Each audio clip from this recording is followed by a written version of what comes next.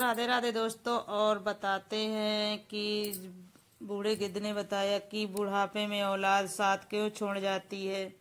तो चलिए शुरू करते हैं ये कहानी। एक जंगल में बहुत बड़ा बरगद का पेड़ था। उस पेड़ में विश्राम करने के लिए हजारों प्रकार के पक्षी रोजाना आया करते थे। उस पेड़ पर रहकर पक्षी अपार आनंद की अनुभूति प्राप्त किया करते थे। इसलिए कहते हैं कि एक ही स्थान पर लंबे समय तक रहने से लगाव हो जाता है। इसी तरीके से सभी पक्षियों को इस बरगद के पेड़ से लगाव हो गया था। एक समय की बात है कि उस जंगल में सूखा पड़ जाने के कई वर्षों तक पानी नहीं बरसा, तो जंगल की सारे पेड़ सूखे, पौधे सूखने लगे। वह बरगद का पेड़ भी पानी न मिलने के कारण धीरे धीरे सूखने लगा। इस कारण सभी पक्षी बरगद के पेड़ को छोड़ने लगे। एक दिन जब वह पेड़ पूरी तरह से सूख गया तो उसकी टहनियां और पत्ते गिरने लगे। तभी सारे पक्षी उस पेड़ को छोड़कर दूसरी जगह चले गए। केवल बेचारा बूढ़ा गिद्ध उस पेड़ पर अकेला बैठा रह गया। उसने देखा कि एक एक सार करके सारे पक्षी उस पेड़ को छोड़कर दूसरी जगह जा चुके हैं। कुछ पक्षियों ने बूढ़े गिद्ध को भी चलने के लिए कहा, परंतु उस बूढ़े गिद्ध ने जाने के लिए मना कर दिया। उस बूढ़े गिद्ध ने सोचा कि मेरा जन्म तो इसी पेड़ पर हुआ था, इसी पेड़ पर उछल कूद कर हम बड़ा हुआ हूँ। मेरे जीवन के सारे सुख इसी बरगद के पेड़ में दिए हैं, और आज जब ये इस पेड़ पर मुसीबत आन पड़ी तो भला है इस पेड़ को मुसीबत में छोड़कर दूसरी जगह कैसे जा सकते हैं हम। इस पेड़ ने मुझे पाल पोष कर बड़ा किया, इसने हर सुख दुख में मेरा साथ दिया है। इसे वृक्ष की श्रेणी में, इसलिए मैं इस वृक्ष को छोड़कर नहीं जाऊंगा। वे लोग बड़े खुदगर्ज होते हैं जो अपने माता पिता को बुढ़ापे की अवस्था में छोड़कर चले जाते हैं, या फिर यूं कहें मतलब कि परदेश में रहकर सुख पूर्वक जीवन यापन करते हैं और सुख के कारण अपने घर परिवार वालों को भूल जाते हैं, माता पिता को भूल जाते हैं। जो ऐसी संतान को धिक्कार है जो बुढ़ापे की अवस्था में अपने माता पिता का सहारा न बने। और सोचो तब वो असहाय, ये तब तुम्हारे माता पिता ने तुम्हारा साथ छोड़ दे था, तब तुम बीमार हो गए थे, तब तुम्हें छोड़कर कहीं गए थे क्या? तब तुमने किसी को झगड़ा किया, संकट में पड़ गए? नहीं ना। तो क्या ऐसे तुम्हारे माँ बाप ने तुम्हें अकेला छोड़ा था? तब उनके मन में किसी अच्छी चीज के खाने की इच्छा उत्पन्न नहीं हुई थी क्या? तब उन्होंने वो चीज तुम्हें छोड़कर अकेले खाई थी क्या? आज वो बेचारे बूढ़े हो गए हैं तो आपको उनसे घृणा होने लगी है। ऐसा तुम्हारे लिए तो माता पिता ने इतना किया है कि तुम अपने माता पिता के लिए इतना भी नहीं कर सकते। कई दिन बीत गए। जो पक्षी छोड़कर उसे दूसरे स्थान में चले गए तो उन्होंने सोचा कि गिद्ध भाई अभी भी उसी सूखे पेड़ में बैठे रहते हैं, क्यों ना हम सब मिलकर उसके पास चलें और उसे समझा बुझाकर अपने पास लाएं। यही सोचकर कुछ पक्षी उस बूढ़े गिद्ध के पास आए और अपने साथ ले जाने की आग्रह करके कहने लगे, अरे गिद्ध भाई, आप कहाँ सूखे पेड़ पर बैठे रहते हो? तुम्हें पता नहीं इस सूखे वृक्ष का जीवन खत्म हो चुका है, मरे के साथ मरना भला है, ये कहा कि समझदारी है। कहते हैं कि वही गिद्ध का श्रेष्ठ है जिसमें धर्म की हानि ना हो, वही देश श्रेष्ठ है जिसमें कुटुंब का पालन हो सके। गिद्ध भाई, इसलिए ये पेड़ जर्जर हो गया है, दीमक इसे रात दिन काट काट कर खा रही है। किसी दिन हवा के झोंके में ये पेड़ गिर जाएगा, फिर इसके बाद तुम कहाँ जाओगे?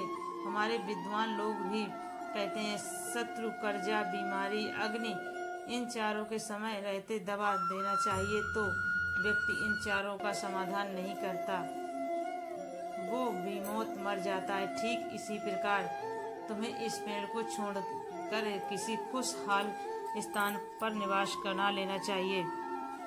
उन सारे पक्षियों को समझाने के बावजूद भी वह बूढ़ा गिद्ध उन पक्षियों की बात मानने के लिए तैयार नहीं हुआ और कहने लगा, कि हे पक्षियों, ये बरगद का पेड़ मेरे माता पिता के समान है। मेरे माता पिता भी मुझे जन्म देने के बाद इसी पेड़ से चल बसे थे। उनके चले जाने के बाद मैं इसी पेड़ में खेल कूद कर बड़ा हुआ, इसलिए मेरे सारे सुख हंसी खुशी इसी पेड़ में रहकर पाई हूँ। बचपन से लेकर बुढ़ापे तक सफर मैंने इसी पेड़ पर रहकर तय किया है।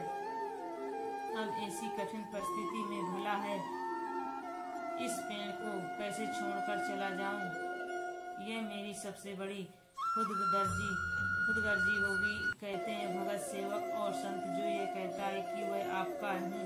इन लोगों के लिए मुसीबत पहले पर ही साथ नहीं छोड़ना चाहिए। जो व्यक्ति इन्हें संकट में छोड़कर चला जाता है उसे उन्हें बहुत बड़ा पाप लगता है, और जिसमें आपका पालन पोषण किया हो उसको तो आपका सुख दुख के में साथ छोड़ा ना हो। ऐसे माता पिता को मनुष्य छोड़ता है क्या? वह बहुत बड़े अपराध का भागीदार बनता है। उन संतानों को कभी भी मनुष्य योनि में जन्म नहीं मिलता। बूढ़े गिद्ध ने कहा, अरे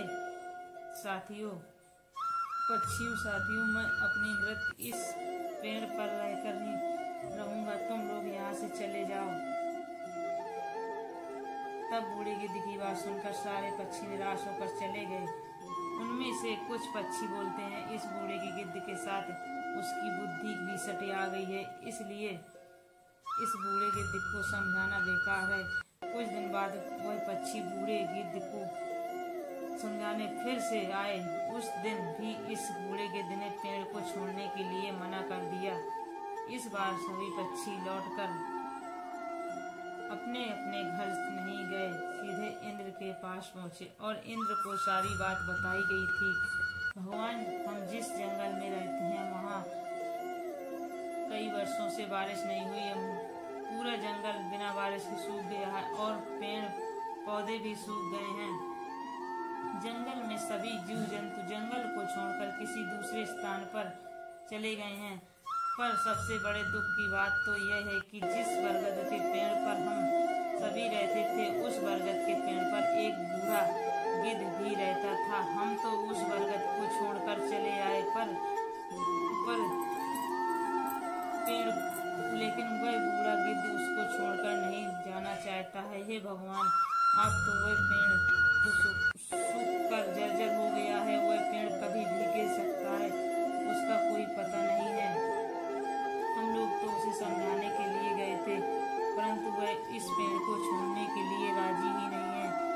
वह कहता है कि हे पक्षियों, मरते दम तक इस पेड़ का साथ नहीं छोड़ूंगा। इसलिए हे भगवान, आप स्वयं ही चलकर इस बूढ़े गिद्ध को समझा दीजिए और शायद वह आपका कहना मान जाए।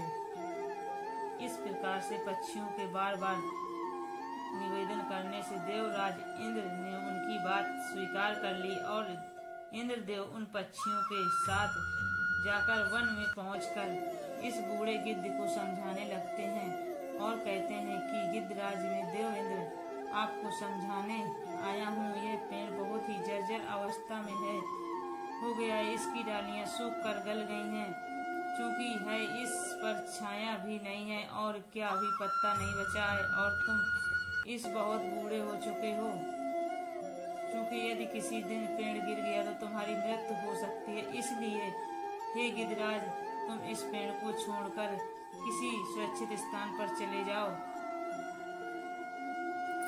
देवराज इंद्र की बात सुनकर वह बूढ़ा गिद्ध कहने लगा, हे भगवान, एक दिन बताइए, जब मेरा जन्म हुआ था तो मेरे माता पिता मुझे इस पेड़ पर छोड़कर स्वर्ग सिधार गए थे। जब मैं छोटा सा था, असहाय था, तो मुझे इस पेड़ ने पाल पोष कर बड़ा किया है और इसी पेड़ का खेल कूद कर मैं बड़ा हुआ इस पेड़ में रहकर बूढ़ा हो गया। अब मैं बताऊं, मेरा पूरा जीवन इसी पेड़ से जुड़ा है और मैं छांव में रहकर बीता है।